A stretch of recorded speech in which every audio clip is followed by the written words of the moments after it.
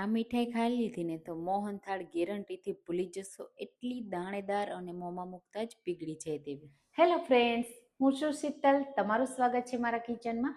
આજે આપણે બનાવીશું દાણેદાર બરફી, એટલે કે મગજની બરફી કે મગજ પાક કે મગજની કતરી બનાવીશું. એકદમ સોફ્ટ બને છે, દાણેદાર બને છે અને બનાવી તો એકદમ સિમ્પલ, ઓછી સામગ્રીથી. તહેવારોમાં મહેમાનો માટે અથવા તો જ્યારે પણ મીઠું ખાવાનું મન થાય ત્યારે સિમ્પલ રીતે બનાવી શકાય, અને એ પણ જાડા લોટ વગર 100% દાણેદાર બનાવીશું.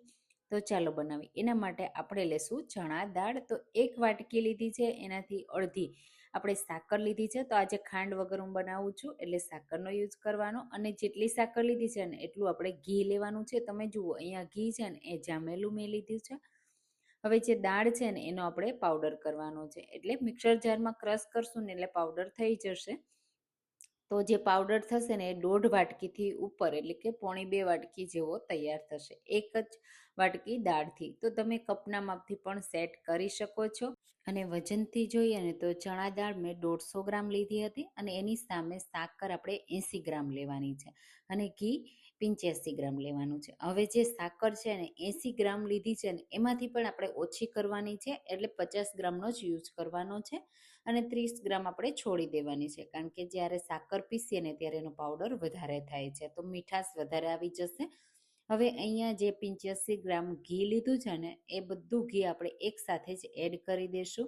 તમે વાટકીના માપથી લો ને તો તમારે 2 વાટકી અથવા 1.25 વાટકી જેટલો લોટ લેવાનો છે, અડધી વાટકી ઘી અને અડધી વાટકી સાકર કે ખાંડ લેવાની છે, અને એનો પાવડર. બસ આ જ માપ રાખવાનું છે. હવે આપણે જુઓ, અહીંયા તમે જુઓ મેં જે લોટ દળીને તૈયાર કર્યો હતો ને, તો આ વાટકીમાં ભર્યો તો મોટી વાટકી 1 ભરાણી, અને આપણે એને બસ હવે આ રીતે ઘીમાં એડ કરી દેશું. આ રીતે જો તમે મગજની કતરી બનાવશો ને તો 100% તમારી પરફેક્ટ બનશે, દાણેદાર બનશે, અને મોંમાં મૂકતા જ પીગળી જાય એવી થશે. જો તમને ચણાના લોટની મીઠાઈ પસંદ હોય ને તો આ મીઠાઈ ચોક્કસથી તમને પસંદ આવશે. તો તમને ચણાના લોટની મીઠાઈ કઈ કઈ પસંદ છે ને મને કમેન્ટમાં ચોક્કસથી કહેજો. અને હા, મારી રેસીપી તમે કઈ સિટીમાંથી જુઓ છો ને એ મને જરૂરથી કહેજો, મને ખૂબ ગમશે. તો હવે તમે જુઓ, જેમ જેમ લોટ શેકાતો જશે ને એમ એમાં આ રીતના ફૂલ થવા લાગશે, અને એ ફૂલી જશે. પછી એનો હલકો હલકો કલર પણ ચેન્જ થવા લાગશે. સ્ટાર્ટિંગમાં થોડો તમને લોટ મિક્સ કરશો ને ત્યારે ઘી ઓછું લાગશે અને લોટ વધારે લાગશે, પણ જેમ જેમ શેકાતો જશે ને એમ બધું ઘી છૂટું પડી જશે. તો અહીંયા એક્સ્ટ્રા ઘી એડ નહીં કરતા, નહીંતર જ્યારે આપણે સેટ કરશું ને ત્યારે બહુ ઘી છૂટું પડશે. અહીંયા તમે જુઓ, જેમ જેમ શેકાશે ને એનો કલર ચેન્જ થતો જશે. આપણે દાળમાંથી તૈયાર કર્યો છે ને એટલે લોટ પણ દાણેદાર છે. તમે બેસનમાંથી બનાવો ને તો પણ ચાલે, કોઈ ધાબો દેવાની જરૂર નથી, ડાયરેક્ટ જ તમે શેકીને લઈ શકો છો. હવે અહીંયા તમે જુઓ, જેમ જેમ હું શેકતી જાઉં છું ને એમ એનો કલર ચેન્જ થતો જશે. તો આ જે મગજની કતરી કે બરફી હોય ને એનો કલર બહુ ડાર્ક ના હોય, જેવો મોહનથાળ જેવો હોય ને એવો ન હોય. એટલે શેકતી વખતે ખાસ ગેસની ફ્લેમ લો ટુ મીડિયમ રાખવાની, અને એનો કલર બહુ ચેન્જ નહીં થવા દેવાનો, અને લોટ પણ કાચો ના રહે ને એનું પણ ધ્યાન રાખવાનું. તો આ રીતે કન્ટિન્યુઅસલી ચલાવતા જ રહેવાનું, બિલકુલ છોડી નહીં દેવાનું. કોઈ લોટ છે ને એ નીચે બેસી ના જાય એનું પણ ધ્યાન રાખવાનું છે. હવે અહીંયા તમે જુઓ, ઘી છૂટું પડવા લાગ્યું ને, અને જે બબલ્સ થતા હતા કે ફીણ વળતા હતા એ બિલકુલ હવે ઓછા થઈ ગયા, એટલે કે લોટ હવે સરસ એવો શેકાઈ ગયો છે. તો આ રીતનો થોડો ગોલ્ડન અને બદામી કલર જેવો થાય ને ત્યાં સુધી શેકવાનો છે. તો તમે જુઓ ને તો અહીંયા તમને દરેક દાણા શેકાયેલા દેખાશે, અને સરસ એવો કલર પણ આવી ગયો છે. તો બસ હવે આપણે વધારે એને શેકશું નહીં. હવે એકદમ દાણેદાર બનાવવા માટે આપણે 1/4 કપ મિલ્ક લેશું, એટલે કે દૂધ લેશું, અને એને થોડું થોડું કરી એડ કરતા જશું. જેમ જેમ દૂધ એડ કરશું ને એમ આ જે છે ને મિક્સર એ થોડું ફૂલી જશે, અને અંદર બેસી ના જાય એનું ખાસ ધ્યાન રાખવાનું, અને કન્ટિન્યુઅસલી ચલાવતા રહેવાનું, એટલે દાણેદાર મિક્સર રેડી થઈ જશે. હવે તમે આમાંથી મોહનથાળ પણ તૈયાર કરી શકો છો. જો મોહનથાળની રેસીપી જોવી હોય ને તો કમેન્ટમાં મને ચોક્કસથી કહેજો, હું તમારી સાથે ચોક્કસથી શેર કરીશ. હવે અહીંયા થોડું દૂધ બાકી હતું ને એ પણ એડ કરી દેશું. પહેલાં આ રીતે સરસ રીતે મિક્સ કરી લેશું, બધા દાણા સરસ એવા પડી જશે, અને પછી મિલ્ક પાછું એડ કરવાનું. તો હું અહીંયા 2 બેન્ચમાં એડ કરું છું, એટલે ખાસ કરીને એકસાથે બધું દૂધ છે ને એ મિક્સ કરશો ને તો એનાથી દાણા ઓછા પડશે. પણ આ રીતે થોડું થોડું એડ કરી મિક્સ કરશો ને તો બધા જ લોટમાં સરસ એવા દાણેદાર તૈયાર થશે. તો બસ આ રીતે મિક્સ કરી દેશું. અહીંયા હવે સરસ આપણો લોટ શેકાઈ ગયો છે, કલર પણ તમે જુઓ કેટલો સરસ આવી ગયો છે. હવે જે દૂધનો ભાગ હોય ને બધો એ બળી જાય ને ત્યાં સુધી આપણે એને ચલાવવાનું છે.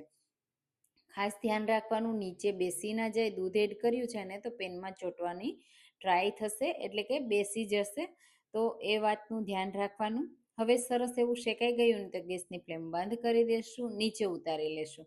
અને નીચે ઉતાર્યા પછી આ મિક્સરને આપણે થોડું હલકું ઠંડુ કરવાનું છે. જ્યારે આપણે ખાંડ એડ કરીએ ને ત્યારે મિક્સર હાથથી ટચ કરી શકાય ને, આપણે હાથથી ગરમ લાગે ને એવું હોવું જોઈએ. તમે પંખા નીચે થોડી વાર રાખી દો ને તો પણ ચાલે. જેમ જેમ આ રીતે તમે ચલાવતા રહેશો ને એટલે ઠંડુ થઈ જશે. હવે જે સાકર આપણે લીધી હતી ને એનો પાવડર કર્યો ને તો 1 વાટકી ભરાય એટલો થયો હતો. પણ મેં અહીંયા સાકરનો પાવડર અડધી વાટકી જ એડ કર્યો છે. અને થોડો અહીંયા ફ્લેવર માટે મેં એલચી પાવડર એડ કર્યો છે. મિક્સ કરી દેશું. તો સાકરનો પાવડર તમે 1 વાટકી સુધી પણ એડ કરી શકો છો. જો તમને થોડી પણ મીઠાશવાળી બરફી પસંદ હોય તો, અથવા કોઈ પણ મીઠાઈ જો તમને લાઇટ મીઠાઈવાળી પસંદ હોય, એટલે કે સ્વીટનર ઓછું પસંદ હોય ને તો તમારે ઓછું પણ એડ કરી શકાય છે. હું હંમેશા મીઠાઈ છે ને એકદમ ગળી નથી બનાવતી, બહુ મીઠાશ પડતી નથી બનાવતી, એટલા માટે બધા લોકો ખાઈ શકે ને એવી બનાવું છું. અને એક ટુકડો ખાઈ લીધો હોય ને તો તમને એવું ન લાગે કે હેવી લાગે છે. તો તમે વારંવાર ખાઈ શકો ને એટલા માટે મીઠાશ ઓછી જ રાખવાની. અને આ રીતે ખાંડ મિક્સ થશે ને સાકર મિક્સ થશે ને એટલે દાણેદાર મિક્સર રેડી થઈ જશે. હવે તમે એમાંથી મગજની લાડુળી પણ તૈયાર કરી શકો છો. હું અહીંયા મગજની કતરી સેટ કરું છું, એટલે ગ્રીસ કરેલી પ્લેટમાં આપણે બધું મિક્સર એડ કરી દેશું. આ રીતે પ્રેસ કરી દેશું અને ઉપરથી મનગમતા ડ્રાયફ્રૂટથી ગાર્નિશ કરી દેવાનું. એકદમ મીઠાઈવાળાની દુકાને જેવી મીઠાઈ મળે ને એવી જ તૈયાર થશે. તો આ રીતે એકદમ ઉપરથી ફ્લેટ કર્યા પછી હું થોડી ચારોલીથી ગાર્નિશ કરું છું, સાથે બદામની સ્લાઈસ અને પિસ્તાની સ્લાઈસ. તો ઉપરથી આ રીતે ગાર્નિશ કર્યા પછી આપણે એને સરસ રીતે ઠંડી થવા દેવાની. જો ટાઈમ હોય તો 2 કલાક માટે ઠંડી કરવા સેટ રાખી દેવાની. અને ગરમ ગરમ જો સર્વ કરવી હોય ને તો 10 મિનિટમાં તમે સર્વ કરી શકો છો. આ રીતે ડ્રાયફ્રૂટને થોડા પ્રેસ કરી દેશું. અને હવે હું એને 10થી 15 મિનિટ માટે રહેવા દઈશ. 15 મિનિટ પછી જ સરસ રીતે સેટ થઈ જશે. તમે જુઓ આ રીતે પ્રેસ કરું છું ને તો સેટ થઈ જાય છે. અને જો તમારી પાસે ટાઈમ હોય ને તો રહેવા જ દેવાની, એટલે સરસ રીતે પરફેક્ટ પીસ પડશે. હવે આપણે એને આ રીતે એક પીસીસ પાડી લેશું.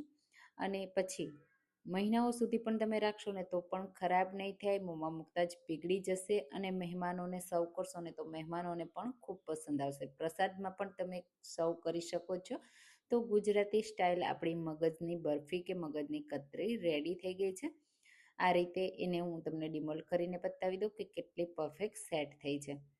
ધ્યાન રાખવાનું, તૂટે ને બિલકુલ. એકદમ સોફ્ટ છે, મેલ્ટેન માવું છે. તો આપણી એકદમ જાળીદાર દાણેદાર બરફી રેડી છે.